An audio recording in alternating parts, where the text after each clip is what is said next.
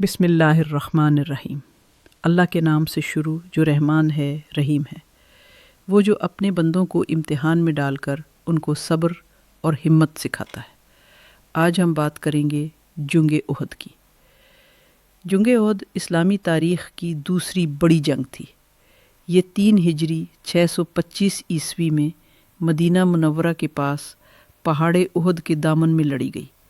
اس سے 1 سال پہلے جنگ بدر میں مسلمانوں نے مکہ کے کافروں کو شکست دی تھی۔ بدر کی ہار سے مکہ کے لوگوں کی تکلیف اور غصہ بہت بڑھ گیا تھا۔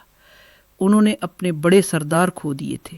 ابو جہل، عتبہ، شیبہ وغیرہ سب مارے گئے تھے۔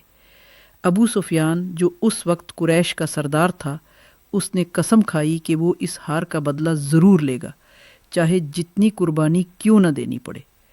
تو اس نے بدلے کی تیاری شروع کر دی۔ مکہ میں ہر گھر سے انتقام کی آوازیں اٹھی۔ عورتوں نے اپنے مرے ہوئے بیٹوں اور بھائیوں کا بدلہ مانگا۔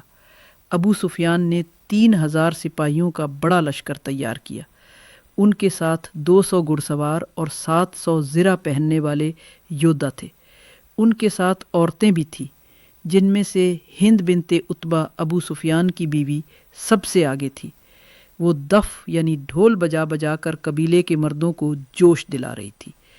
مدینہ میں صلاح مشورہ کرتے جب یہ خبر مدینہ پہنچی کہ قریش کا بڑا لشکر آ رہا ہے، تو حضرت محمد صلی اللہ علیہ وسلم نے صحابہ کرام کو بلایا اور صلاح کی۔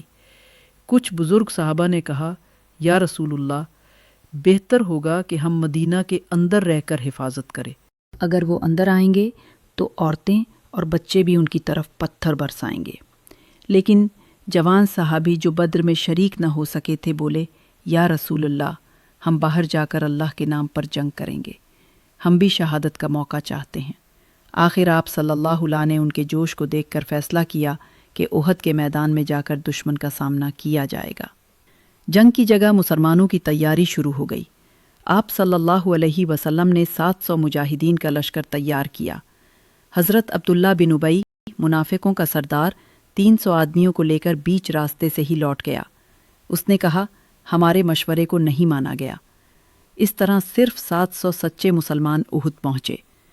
رسول صلی اللہ علیہ وسلم نے اپنی فوج کو اس طرح تعینات کیا کہ پہاڑ ان کی پیٹھ کی طرف ہو، تاکہ پیچھے سے حملہ نہ ہو سکے۔ تیر اندازوں کی ہدایت آپ صلی اللہ علیہ وسلم نے 50 تیر اندازوں کو ایک چھوٹی پہاڑی پر تعینات کیا، اور ان کے سردار حضرت عبداللہ بن زبیر رضی اللہ عنہ کو یہ حکم دیا، تم کسی حال میں اپنی جگہ مت چھوڑنا، چاہے ہم جیت جائیں یا ہار جائیں، تمہیں اپنی جگہ پر رہنا ہے۔ اس کا مقصد یہ تھا کہ اگر دشمن پیچھے سے گھیرنے کی کوشش کرے تو یہ تیر انداز ان کو روک سکیں۔ صبح کا وقت تھا جب دونوں فوجیں آمنے سامنے ہوئیں۔ پہلے مربت ہوئی۔ مسلمانوں کی طرف سے حضرت علی رضی اللہ عنہ، حضرت حمزہ رضی اللہ عنہ اور حضرت ابو دجانہ رضی اللہ عنہ آگے بڑھے۔ انہوں نے قریش کے بہادروں کو ایک ایک کر کے مار گرایا۔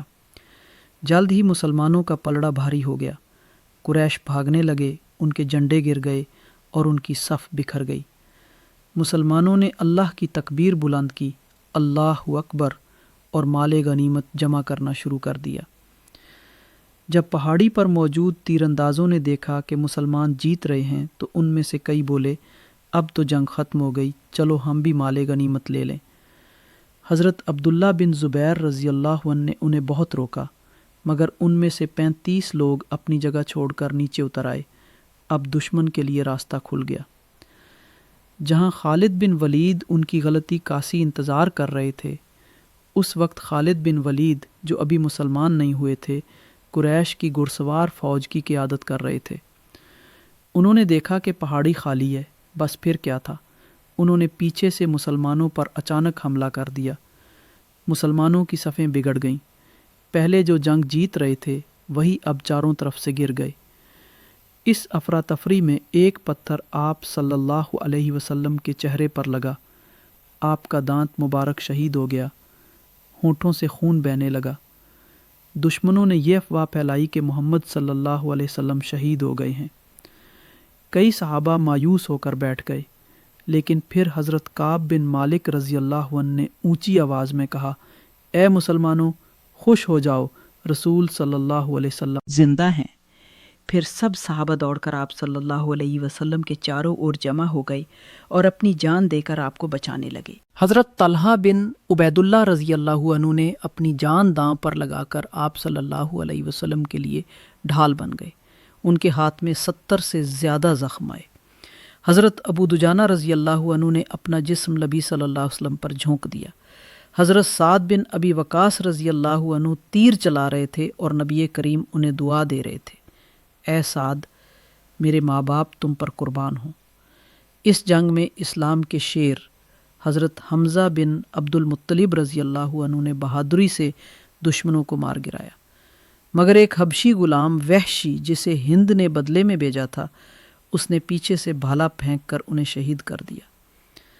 ہند بن شنت عتبہ نے ان کی لاش کا سینہ چیر ڈالا اور دل نکال کر بدلہ لینے کی کوشش کی۔ جب آپ صلی اللہ علیہ وسلم یہ خبر ملی تو آپ کی آنکھوں سے آنسو نکل آئے۔ جنگ کے آخر میں مسلمان پہاڑ کی طرف ہٹ گئے۔ دشمن کچھ دیر تک لڑے، پھر تھک کر لوٹ گئے۔ قریش نے سوچا کہ مسلمان ختم ہو چکے ہیں، اس لیے وہ واپس مکہ لوٹ گئے۔ مسلمانوں نے 70 شہیدوں کو دفن کیا، ان میں سے زیادہ تر احد کے میدان میں ہی دفن ہیں، جن میں حضرت حمزہ رضی اللہ عنہ کی قبر آج بھی موجود ہے۔ اللہ تعالیٰ نے اس جنگ کا ذکر قرآن میں یوں کیا، اللہ نے اپنا وعدہ سچا کیا جب تم اس کی اجازت سے انہیں مار رہے تھے، لیکن جب تم نے کمزوری دکھائی اور آپس میں جھگڑ پڑے اور نبی کے حکم کی نافرمانی کی، تب اللہ نے تمہیں آزمایا۔